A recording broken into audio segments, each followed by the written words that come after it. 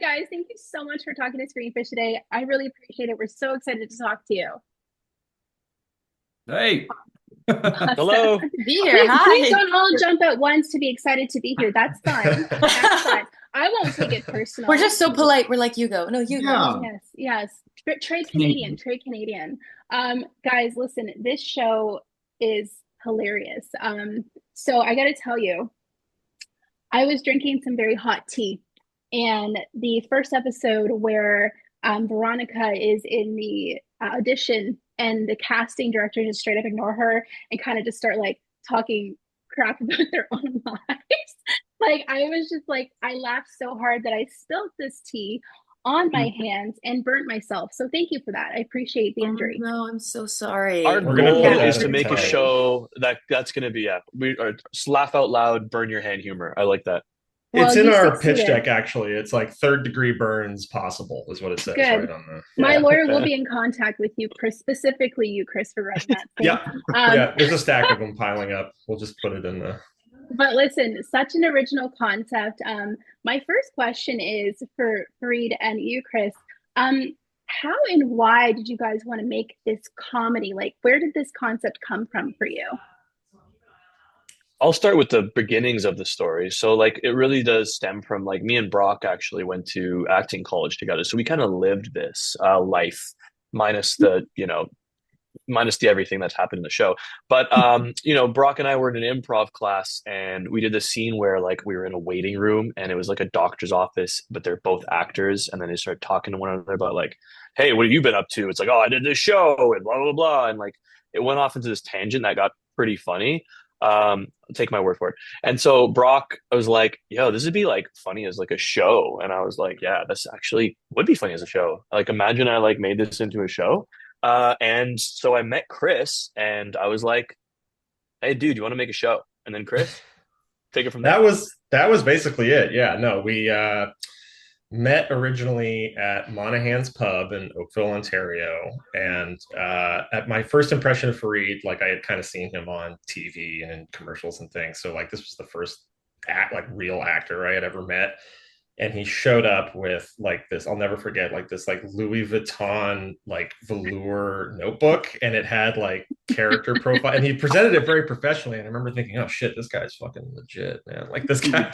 And I think the initial idea of leaping into it, I'd been writing comedy and gotten into film school and was pursuing screenwriting, and I thought it was a cool opportunity to get to do something. But I think more than anything, it came out of like the blissful ignorance of not knowing better for any of us. Like first of all, like the leap of like, how hard can it be? Let's just make a pilot. Like, let's just do this. Like, Yeah. um, and also like not, I think like if we had tried this before, like day players probably wouldn't be like the sixth idea that we had. Like it wouldn't be, Mm-hmm. it's such a, Mm-hmm. it like the way Farid describes it is just like so pure, right? Where it's just like, oh, this could be a show. Like, why not?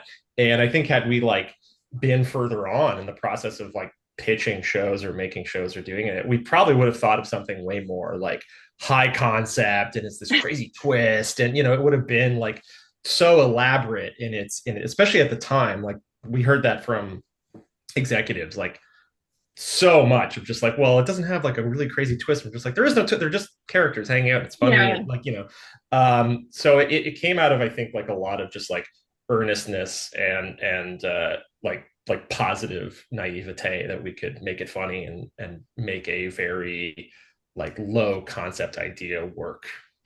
Well, it definitely worked. And actually leads me to my next question because the chemistry amongst the cast is like y'all don't miss. It was great. It was just beat for beat nonstop. So this is a question for all of you. With your own experiences and Leighton, Brock, Nicolette, becoming actors during the training process, were you guys informed by past experiences for the eclecticness of your own characters? Who wants to take a stab first? I'll go. Again, nobody jump at me. I swear, I got teeth like I fangs mean, out of my. for me, I think Farid touched on how it started with us. I mean, I can't speak for everyone else, but for me, it was just this like heightened version of ourselves in a way. So it was really easy to like connect to the characters because, Blake is this child actor who screws everything up, and I kind of heightened that from my real experience of, the first thing I ever booked was a lead on this little kid show. And I thought that was it for me. I thought I was going to blow up and be this famous actor. And then that didn't go anywhere. So it was just like, we drew from our own experiences in a way, especially when developing the characters. I think one thing that was interesting for me, like my character didn't feel like me per se, but the environment of an acting class can get really crazy. And we hear about like acting teachers that sort of, they're like, oh, that person, it was actually a cult and blah, blah, blah. And it can be really intense in a beautiful way. But I think everyone has had also a negative or traumatizing experience. And it almost feels like a twisted rite of passage as an actor to be in a class that all of a sudden you're just like, this is crazy. I need to leave. This is not right for me anymore. So being able to like pull on those kind of things and pull on like the absurdity of people that you meet in an acting class was a lot of fun. But the chemistry just came from spending a lot of time together and listening to each other and getting to know each other. And I think we had natural chemistry and really enjoyed the script. Like we had fun trying to beat it out and make it fresh and real and funny. It was already funny. June's character, Nicolette, she was a victim, and we're gonna get to that. But straight up, like Chris, June is a victim, and like hashtag justice for June. But please, Leighton, you're next. Yeah, no, I had the opportunity to come in a bit later when the cast already built this great synergy and it was this well-oiled machine. They were doing takes different and fresh every time, so it kept me on my toes. And it was a really fun way of working. In regards to how I could connect with Handsome Dave, he's just someone that wants to be in with the cool kids, right? He wants to fit You've in. always been handsome. That was easy for you, baby. But I've always been handsome. Yes, Clearly, exactly. naturally. It was typecasting. We really. But yeah, so I could definitely relate to that with wanting to connect and be in with those that I admire, right? You could connect with Handsome Dave, kind of going crazy. Okay, Leighton, I see you. I see you. Right. I guess he's a Scorpio and vengeful at just to some degree, but yeah. I love that. So question for you guys, as a cast again, how much was improv versus what, Chris, you actually put in the script? Because I felt like, especially during that showdown between Naveen and Vincent, like that just had to be some improv, right? Like you guys had to have taken some liberties. Did Chris let you guys take liberties? Oh yeah, I like it. We were saying this at the screening. It legitimately became difficult to tell what was what.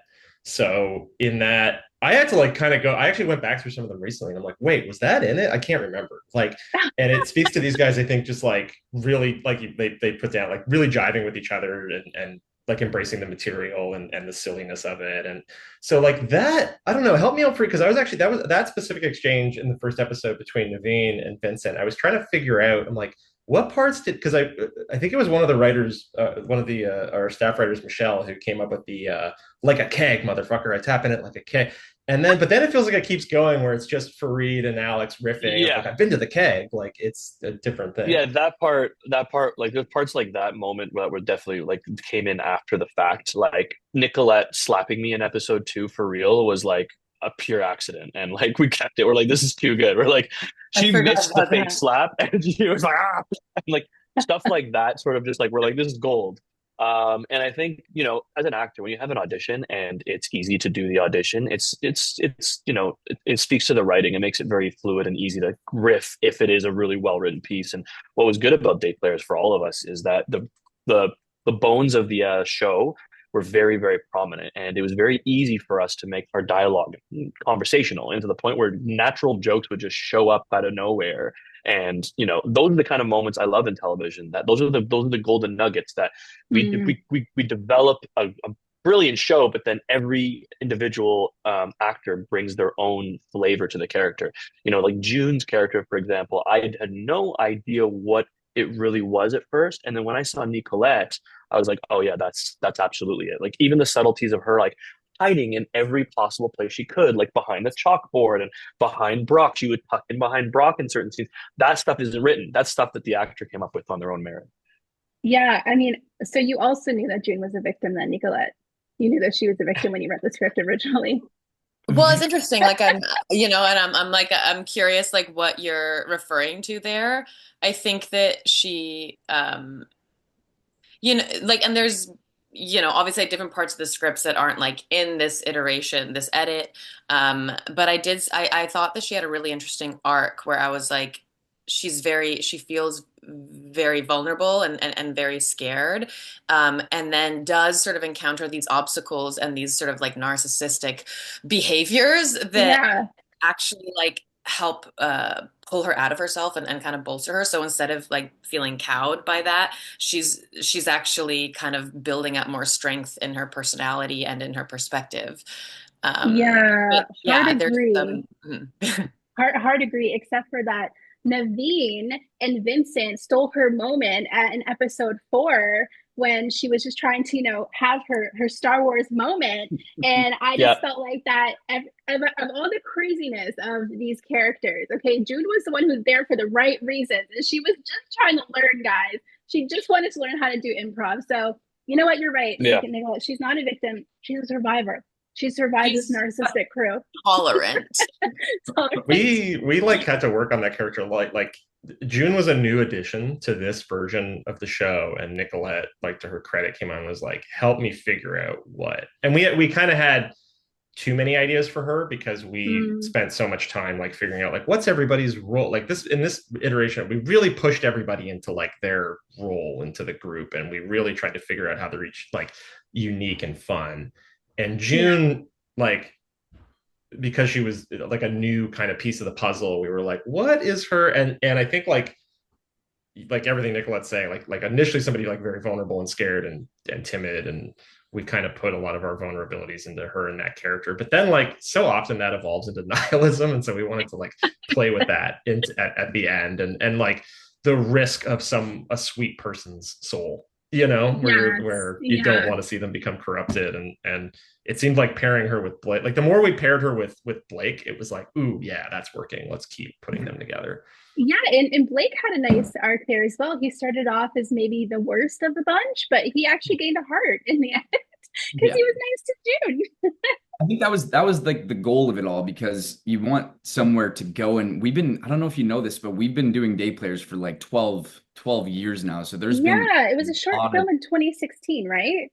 there's been Okay, yeah. a lot of different like iterations of this project. Stop And aging us.